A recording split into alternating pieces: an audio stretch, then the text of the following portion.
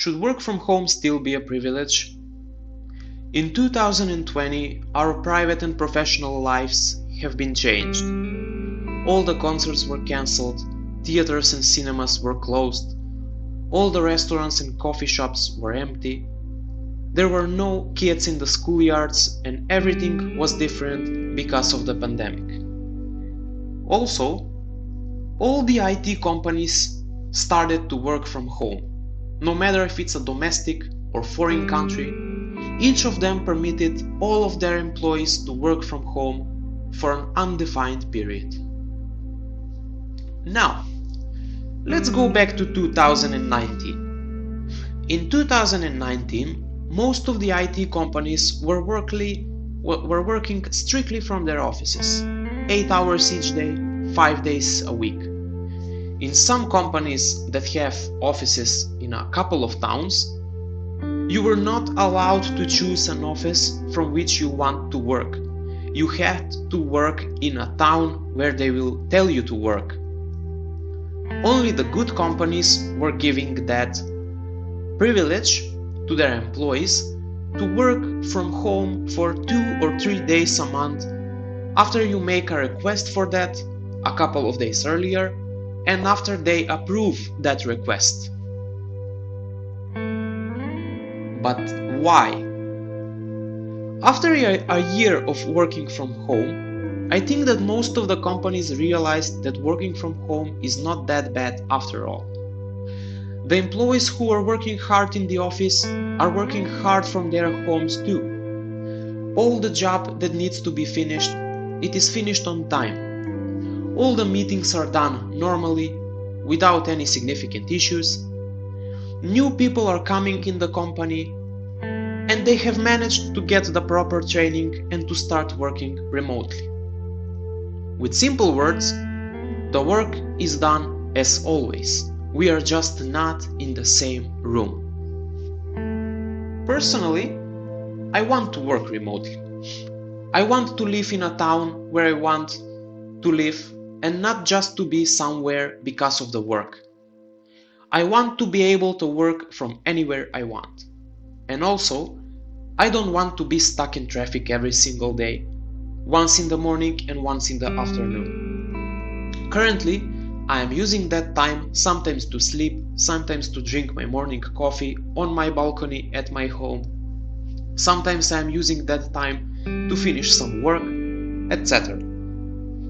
2 hours are saved each day just because there is no need to travel to the office.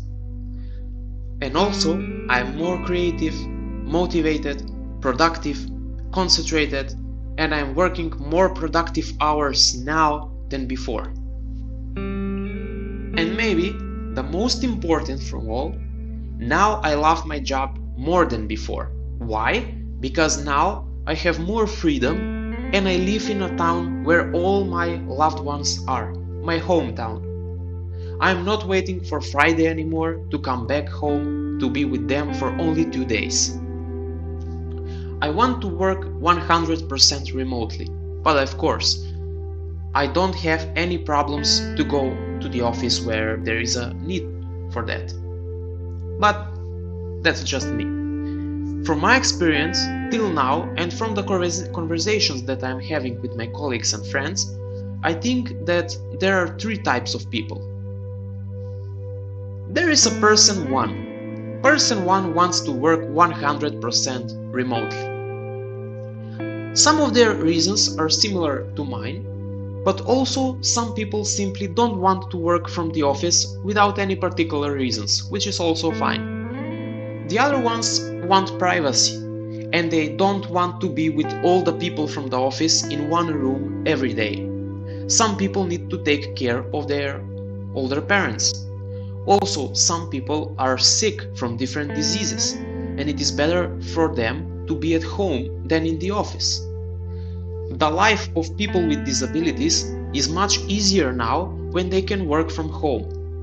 And these are just some examples from people that want to work 100% remotely. And believe me, there are more. But also, there is person number 2. The person number 2 wants to work 100% from the office. Some of the people want to work only from the office for different reasons, which is also fine. Some people don't have the appropriate conditions to work from home. Maybe they live in a small apartment with a lot of people, maybe they have a slow internet connection, maybe they don't have a proper desk and chair, etc. Some of them have small kids at their home and they don't have a separate room for working. And because of that, they need to stay in the same room with their kids, which causes problem with the concentration, and it is really hard to get the job done or to listen to the meetings. Some people want to make a clear difference between space for living and space for working, and because of that, they want to work from the office. And of course, some of them just want to be in the office, to hang out with the colleagues, to have personal communication, and they can work better that way. And also, there is a person number 3. Person number 3 wants to work partially from the office and partially remotely. These people have mixed reasons from the ones that we already mentioned for person 1 and person 2. And also, it is important to mention that some of them want to work most of the time remotely and occasionally go to the office, and some of them want to work most of the time from the office and occasionally to work remotely. Of course, some people want to work 50% office and 50% remotely. But what is the point of this video? Have you noticed how many different people and situations exist in the real world?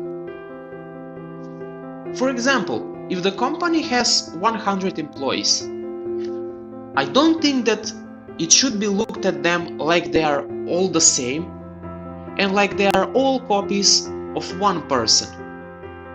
Those are 100 different personalities, situations, homes, families, wishes, needs, health situations, 100 different life paths, and each of them has its own life obstacles, fights, and battles. The point of this video is that after this pandemic situation ends, the employees should have a choice. Each employee should be able to decide if he or she wants to work 100% remotely, 100% from the office, or combined. Let the people choose what is best for them.